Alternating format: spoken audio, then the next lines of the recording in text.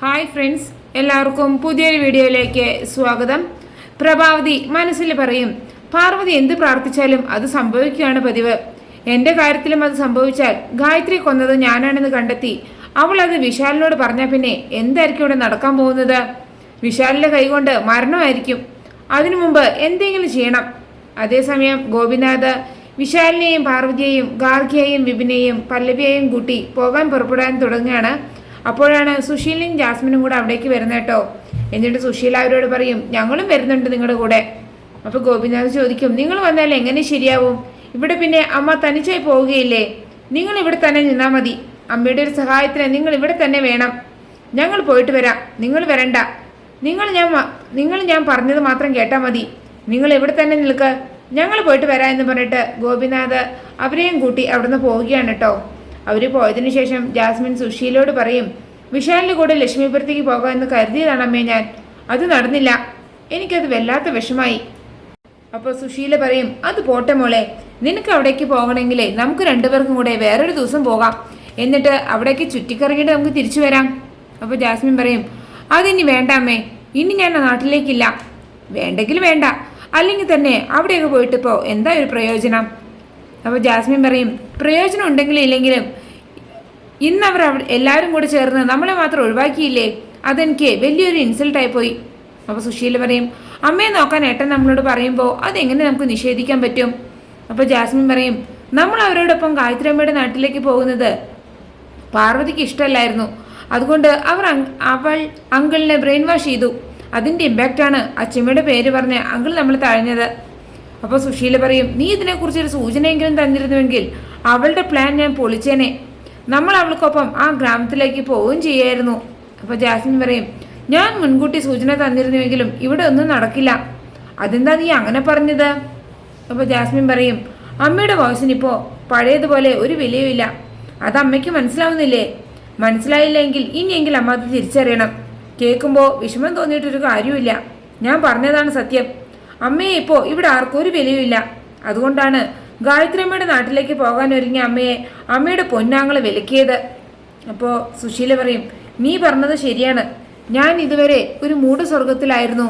ഇപ്പോഴാണ് എനിക്ക് ബോധ്യപ്പെട്ടത് എനിക്കിവിടെ ഒരു വിലയുമില്ല, ഒരു സ്ഥാനവുമില്ല. ഇതെനിക്ക് കൂടെ അവകാശമുള്ള വീടാണ്. ഇവിടെ എനിക്കൊരു സ്ഥാനവുമില്ല എന്ന് പറഞ്ഞാൽ അത് ഞാൻ എങ്ങനെ സഹിക്കും? ഞാൻ ഇവിടെ വലിഞ്ഞേറി വന്നതൊന്നുമല്ലല്ലോ. ഈ കുടുംബത്തിലെ പ്രധാനപ്പെട്ട ഒരു അംഗം തന്നെയല്ലേ ഞാനും.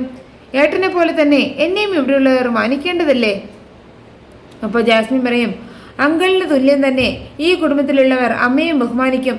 അമ്മയ്ക്ക് ഈ കുടുംബത്തിലെ പ്രധാനപ്പെട്ട ഒരു സ്ഥാനം ലഭിക്കുകയും ചെയ്യും. പക്ഷേ ആ സ്ഥാനം കിട്ടാൻ ഇനി ഞാൻ പറയുന്ന പോലെ അമ്മ പ്രവർത്തിക്കണം. ഞാൻ എന്ത് വേണം മോളെ? മോള് പറ, നീ പറയുന്ന പോലെ ഞാൻ ചെയ്തോളാം.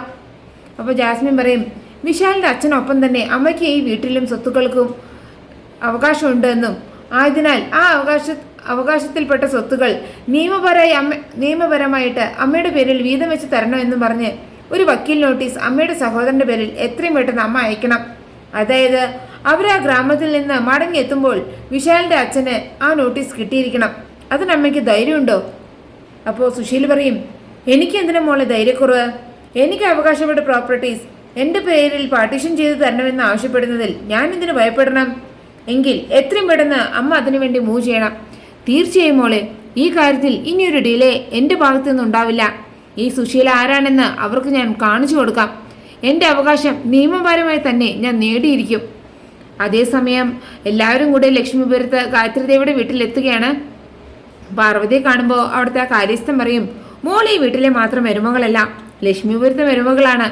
ഞങ്ങൾ മോളെ കാണാനും ഈ നാട്ടിലേക്ക് സ്വീകരിക്കാനും കാത്തിരിക്കുകയായിരുന്നു. ഇനി നമ്മുടെ നാട്ടിൽ ഗായത്രിയമ്മയുടെ സ്ഥാനം വഹിക്കേണ്ടത് മോളാണ്. ഗായത്രിയമ്മ ഞങ്ങൾക്ക് എന്നൊരു താങ്ങും തണലുമായിരുന്നു, ഞങ്ങളുടെ അഭിമാനമായിരുന്നു. ആ കുറവ് പരിഹരിച്ച് മോൾ എന്ന് ഞങ്ങൾക്കൊപ്പം ഉണ്ടായിരിക്കണം. അപ്പോൾ പാർവതി പറയും, ഞാൻ ഒരിക്കലും ദേവമ്മയ്ക്ക് പകരാവില്ല. എങ്കിലും ഞാനായിട്ട് ദേവമ്മയുടെ അഭിമാനത്തിന് ഒരു ക്ഷീണവും വരുത്തില്ല. അത് ഞാൻ നിങ്ങൾക്ക് ഉറപ്പ് തരാം. പിന്നെ പാർവതിക്കും വിശാലിനും അയാൾ ഹാരട്ട് കൊടുക്കുകയാണ്. എന്നിട്ട് എല്ലാവരോടും അകത്ത് വരാൻ പറയാണ് കേട്ടോ. അപ്പോൾ പല്ലവി വിപിനോട് ചോദിക്കും, വിപിൻ സാറേ, ഇവൾ മാത്രമാണ് ഇവിടുത്തെ മരുമകള്? ഞാനും ഇവിടുത്തെ മരുമകളല്ലേ? എന്നിട്ട് ഇവരെന്താ എനിക്ക് ഒരു വിലയും തരാത്തത്, എന്നെ ഗൗനിക്കാത്തത്, എന്നെ ബഹുമാനിക്കാത്തത്? അപ്പോൾ വിപിൻ പറയും, നീ ഇവിടുത്തെ മരുമകളല്ല, നീ എൻ്റെ അമ്മയുടെ തറവാട്ടിലെ മരുമകളാണ്. നിന്നെ ബഹുമാനിക്കേണ്ടതേ അവരാണ്. അപ്പോൾ പല്ലവി പറയും ഇവിടെയുള്ളവരും എന്നെ ബഹുമാനിക്കണം. അപ്പോൾ പ്രഭാവതി ചോദിക്കും എന്താ പ്രശ്നം? അപ്പോൾ പല്ലവി പറയും ഇവിടുത്തെ ആർക്കും ഇവിടെ ആരും എനിക്കൊരു മാന്യതയും ബഹുമാനവും തരുന്നില്ല അമ്മേ.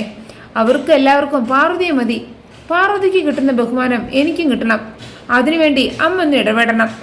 അപ്പോൾ പ്രതാപൻ ചിരിച്ചുകൊണ്ട് പറയും ഈ നിൽക്കുന്ന ചേച്ചിയെ പോലും അവർ മൈൻഡ് ചെയ്യുന്നില്ല. പിന്നെ എങ്ങനെ പല്ലവി നിന്നെ അവർ കണക്കിലെടുക്കുന്നത്? നീ ഒന്ന് സമാധാനപ്പെട്, എല്ലാം നമുക്ക് ശരിയാക്കി എടുക്കാം.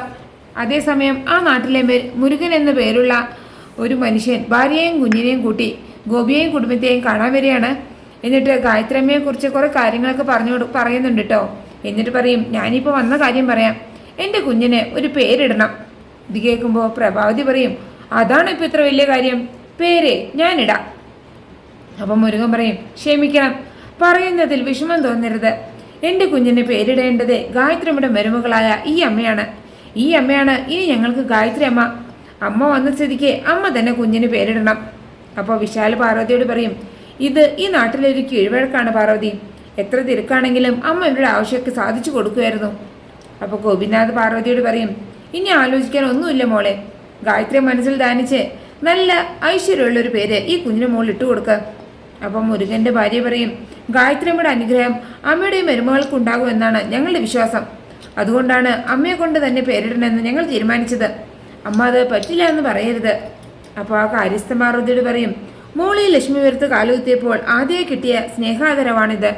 മോളിത് സ്വീകരിച്ച് മോൾ തന്നെ ഈ കുഞ്ഞിന് പേരിടണം. അത് ഗായത്രിയമ്മയുടെ ആത്മാവിനെ വളരെ സന്തോഷമാവും. അപ്പോൾ പാർവതി പറയും നിങ്ങളുടെയൊക്കെ ആഗ്രഹം അതാണെങ്കിൽ ഞാൻ അത് ചെയ്തു തരാം. എന്നിട്ട് കുഞ്ഞിൻ്റെ ചെവിയിൽ പോയിട്ട് കീർത്തി എന്ന 3 പ്രാവശ്യം പേര് പറയാണ് കേട്ടോ. എന്നിട്ട് ചോദിക്കും കീർത്തി എന്ന പേര് ഇഷ്ടമായോ?